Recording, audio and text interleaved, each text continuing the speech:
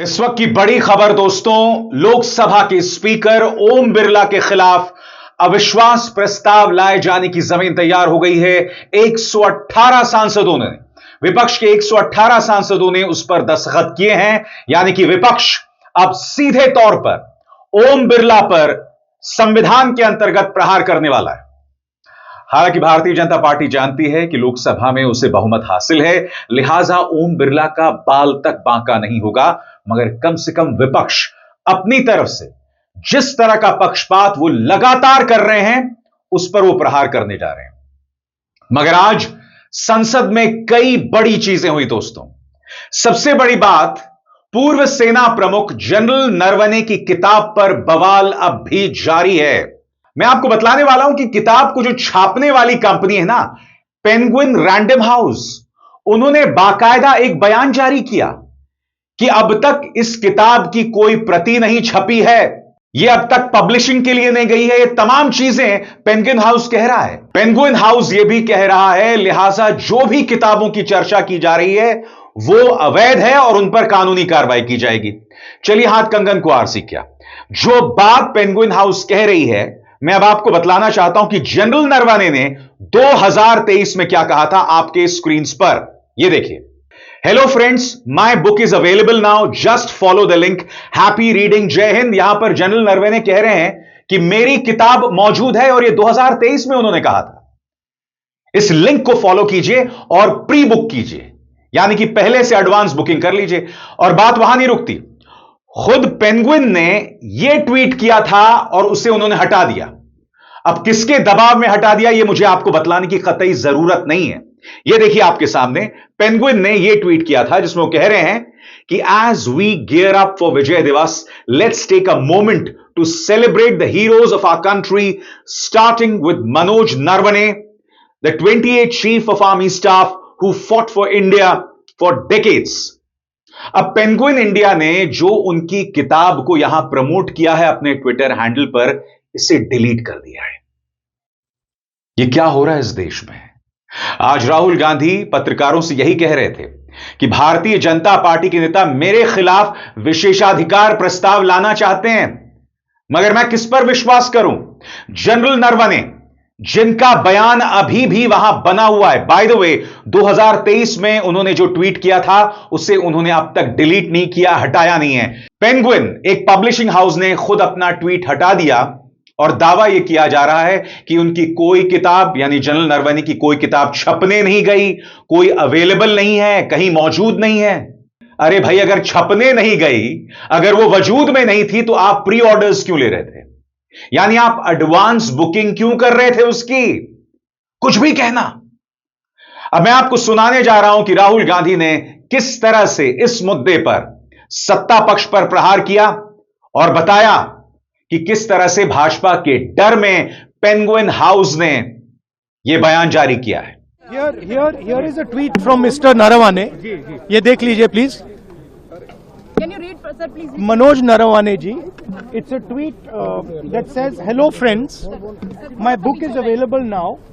Just follow the link. Happy reading. Jai Hind." This is a tweet that Mr. Naravane has made. You can look into the tweet. So the point I'm making is, either Mr. Naravane is lying, and I believe the army chief. Okay, I don't think he will lie, or Penguin is lying. Somebody needs to. Both cannot be telling the truth. Okay. Do you think this is a conspiracy from the No. Please listen to what I said. Yeah. Penguin is saying something. They're saying the book is not being published. Right? The book is available on Amazon.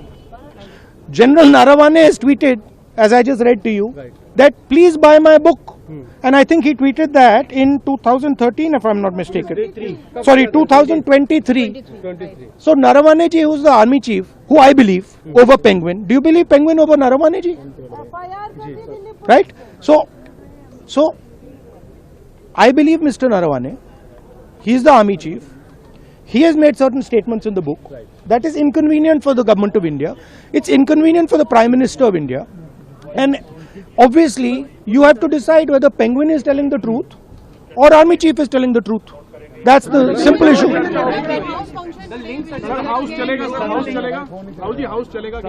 The central, देखिए the central thing is, वो दिखाना जरा, वो भाई वो picture दिखाना है, poster लाओ जरा, पोस्टर लाओ, this दिखाओ जरा, this is the image. ये दिखा दीजिए यहाँ पे, ये ठीक से दिखाइए. This is the image that you have to understand. ये हुआ है जो यूएस के साथ ट्रेड डील हुई है, वो इस कारण हुई है. ये हुआ है, ठीक है. क्लियरली इसको समझिए. ये नारावाने जी की बात है, एप्स्टीन की बात है, ये जो सब हो रहा है, राइट. मेन चीज ये है. दोस्तों, खबर तो इस बात की भी है कि दबाव डाला गया था पूर्व सेना प्रमुख जनरल नरवणे पर भी, मगर वो नहीं माने. पेंगुइन रैंडम हाउस मान गया, लिहाजा उन्होंने ये बयान जारी किया. तो इसको लेकर बवाल हो रहा है. दो खबरें साफ तौर पर. पहला, 118 सांसदों ने ओम बिरला के खिलाफ, उनके खिलाफ अविश्वास प्रस्ताव को लेकर दस्तखत कर लिए हैं. दूसरी तरफ जनरल नरवणे की किताब, जिसमें उन्होंने कहा था कि भाई चीन का खतरा हमारी तरफ बढ़ रहा था और मैं बार बार बीजेपी सरकार के मंत्रियों से पूछ रहा था. 2.5 घंटे तक खामोशी थी और उसके बाद प्रधानमंत्री का संदेश आता है, जो उचित समझो वो करो. यानी कि इतनी बड़ी चुनौती और प्रधानमंत्री कोई जिम्मेदारी लेने को तैयार नहीं. और इनका प्रचार तंत्र क्या बकवास कर रहा है कि ये तो प्रधानमंत्री की महानता है कि उन्होंने सेना को पूरी आजादी दे दी. दोस्तों, जब कोई बड़ी चुनौती आती है, जब दुश्मन का टैंक आपकी तरफ बढ़ रहा होता है, तो एक राजनीतिक फैसला भी लेना पड़ता है, जिससे बकौल जनरल नरवणे प्रधानमंत्री नरेंद्र मोदी बचते हुए दिखाई दिए. यह हकीकत है और उसी के चलते अब बड़ी बड़ी चीजें गढ़ी जा रही हैं. यह कहा जा रहा है कि प्रधानमंत्री नरेंद्र मोदी की जान को खतरा था. उन पर कांग्रेस की महिला सांसदें हमला करने वाली थीं. कुछ भी कहा जा रहा है. दोस्तों, सबसे बड़ी बात दोस्तों, अब भारतीय जनता पार्टी और उसके नेता, उसके प्रवक्ता ने एक वीडियो पेश किया है. करीब 1.5 मिनट का वीडियो जो मैं आपको दिखाने वाला हूं. करीब 30-40 सेकेंड उसका ऑडियो दिखाई देता है और इसमें आप देखेंगे कांग्रेस की महिला सांसद वहां पहुंच जाती हैं, उनके हाथ में बैनर्स हैं और वो फिर इशारा भी कर रही हैं बाकी लोगों को आने के लिए. मगर यहां पर कहीं आप यह महसूस नहीं करेंगे कि प्रधानमंत्री नरेंद्र मोदी की जान को खतरा है. पहले मैं आपको वो हिस्सा दिखाता हूं जहां आप ऑडियो बाकायदा सुन सकते हैं. सुना जाए. माननीय अध्यक्ष स्पीकर महोदय ने बड़ा सोच समझ करके एक दलित व्यक्ति को और कल उनको सभापति का मौका दिया, लेकिन आग्रह करें कांग्रेस के नेता राहुल गांधी के इशारे पर उनके जो एक दलित व्यक्ति हमारे 5 फरवरी 2026 को 11 बजे के लिए जो सभापति के कुर्सी पे बैठे थे, उनके ऊपर कागज फाड़ करके फेंके गए. अब इसके बाद ऑडियो बंद हो गया है. जैसा कि आप देख सकते हैं, भारतीय जनता पार्टी के तमाम मंत्री, जिसमें आप अश्विनी वैष्णव को देख रहे हैं, गिरिराज सिंह को देख रहे हैं, सब सामने आ गए. सब वहां पर खड़े हो गए हैं और वो कांग्रेस की महिला सांसदों से कह रहे हैं कि आप वापस जाइए. मगर कांग्रेस की महिला सांसद वहीं खड़ी हुई हैं. उसके बाद धीरे धीरे भारतीय जनता पार्टी के सांसद और मंत्री जो हैं, वो सदन को छोड़ के जाने लगते हैं. मैं फिर आपसे पूछना चाहता हूं, ये पूरा वीडियो जो आप देख रहे हैं, इसमें आपको कांग्रेस की महिला सांसदों की हिंसा कहां दिखाई देती है? यहां पर तो प्रधानमंत्री नरेंद्र मोदी मौजूद भी नहीं हैं. मैं फिर कहना चाहता हूं, भारतीय जनता पार्टी कब तक इस तरह से विक्टिम कार्ड खेलती रहेगी? कब तक रुदाली करती रहेगी? कहां है प्रधानमंत्री? कहां है उनकी जान को खतरा? और जो महिला सांसद वहां पहुंची, उनके हाथ में बैनर्स थे, कोई हथियार नहीं थे. मैं नहीं भूला हूं, एक डिबेट में एक भाजपा समर्थक नेता ने यह तक कह दिया था कि यह सांसद प्रधानमंत्री मोदी को दांतों से काटने वाली हैं. यानी कि देश की जनता को कुछ भी कहकर मूर्ख बनाते रहो, कुछ भी कहते रहो. मगर मैं आपको बतलाना चाहता हूं दोस्तों कि सही मायने में अगर प्रधानमंत्री को खतरा था तो कब था. एक वीडियो देखिए, वहां एक प्रधानमंत्री खड़े हुए हैं, बात कह रहे हैं और बिल्कुल सामने आकर विपक्ष बवाल कर रहा है. वो कागज फाड़ फाड़ के हवा में उछाल रहा है। प्रधानमंत्री के सामने 2-3 सांसद खड़े हुए हैं, बस। कोई सुरक्षा नहीं है प्रधानमंत्री को। लोकसभा के अंदर जो तमाम सुरक्षा कर्मी खड़े होते हैं, वहां पर वो नहीं थे। कांग्रेस के कुछ सांसद थे जो मनमोहन सिंह के सामने खड़े थे, और विपक्ष जो बवाल कर रहा था, आप खुद देखिए, देखा जाइए। Debate on the Andhra Pradesh Reorganization Bill, members opposing the bifurcation tore papers and tossed the pieces around. The PM's speech, including any assurances he wanted to give to the residual state of Simandhra, got lost in the din and utter confusion that played out. But despite the din, the Rajya Sabha debate on the bill continued throughout, with members protesting in the well, even blocking each speaker as they put forward their views on the matter. Although Prime Minister Manmohan Singh agreed to give special status to Simandhra, he was able to speak only when MPs from Congress formed a cordon around him. The Home Minister has already mentioned the specific steps our government will take to address the concern of all regions of the state, particularly of Simandhra. I would like to make a few further announcements in this regard. First, for purposes of central assistance, special category assistance.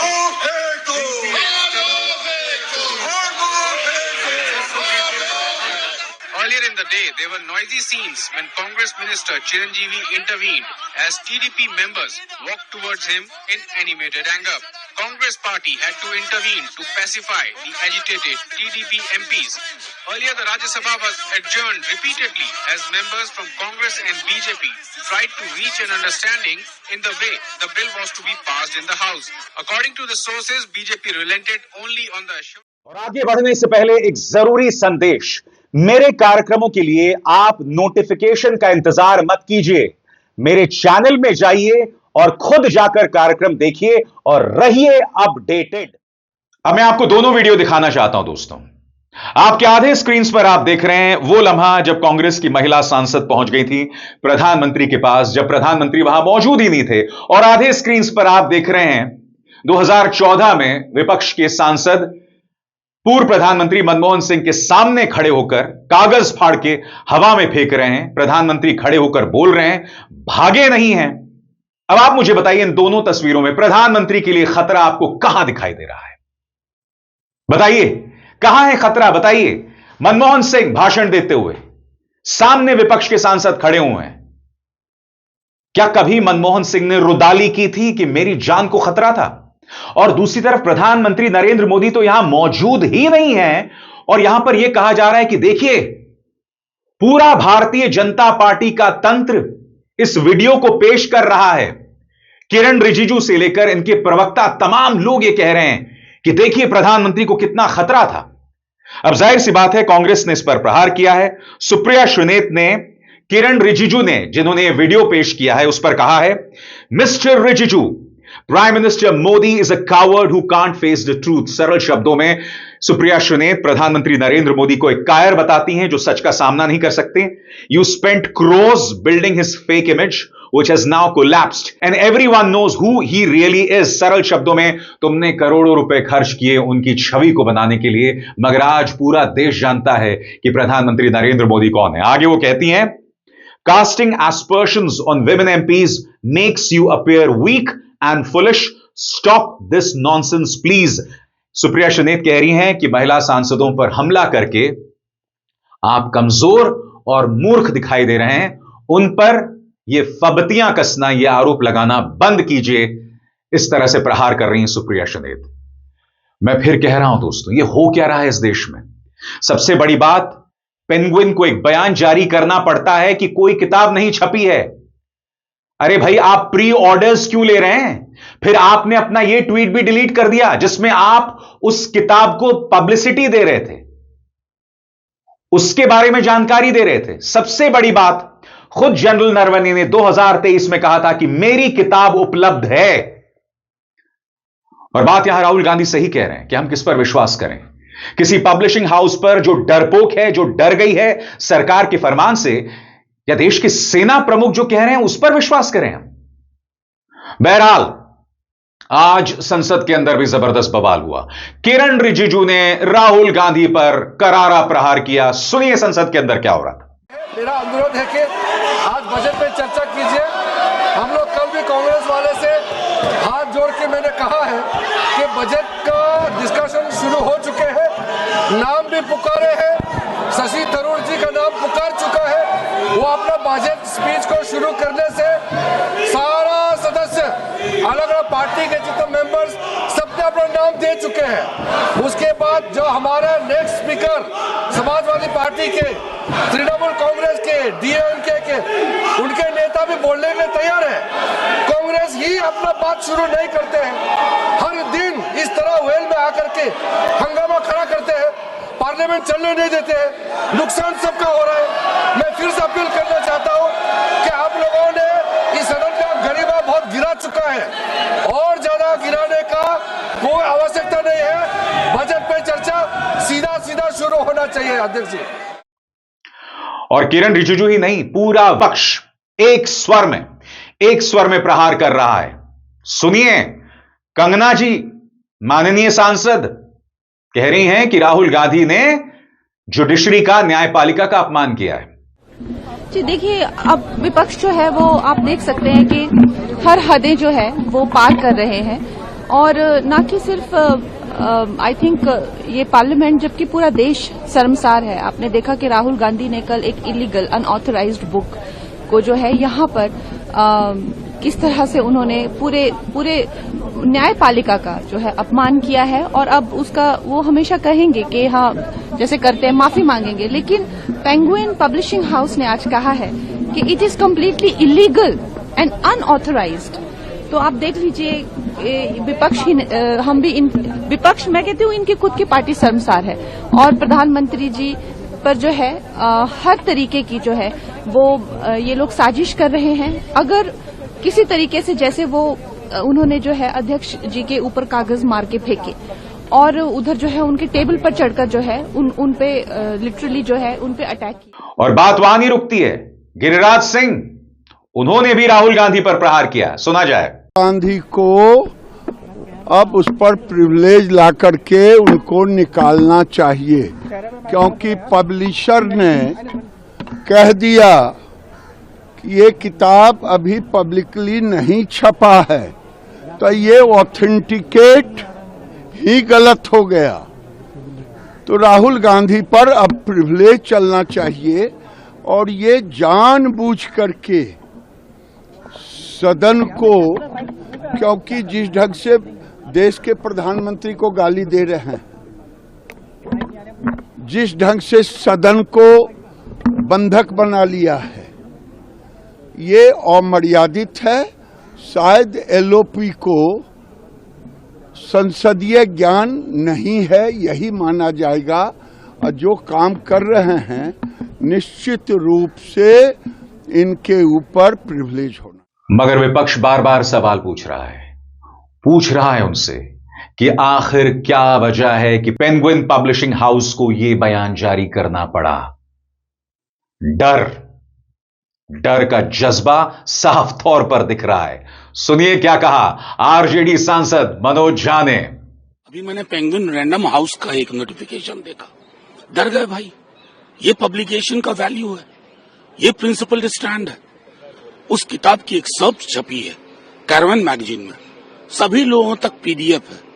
ऐसा वो हुकूमत करती है ना, ऐसी वो सल्तनत करती है जो असुरक्षित होती है।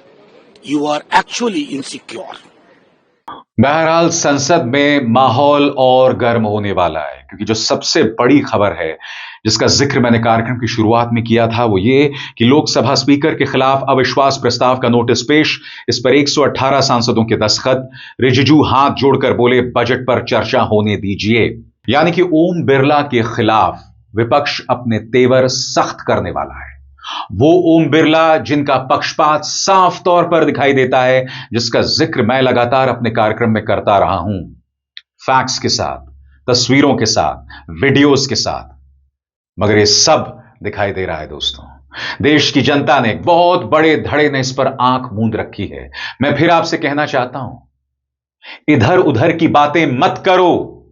बीजेपी इधर उधर की बातें मत करो। यह मत कहो कि किताब छपी है या नहीं, यह कहो कि जनरल नरवणे ने जो बात कही कि प्रधानमंत्री ने कह दिया कि भैया जो उचित समझो वही करो, वो बात सही थी या गलत थी?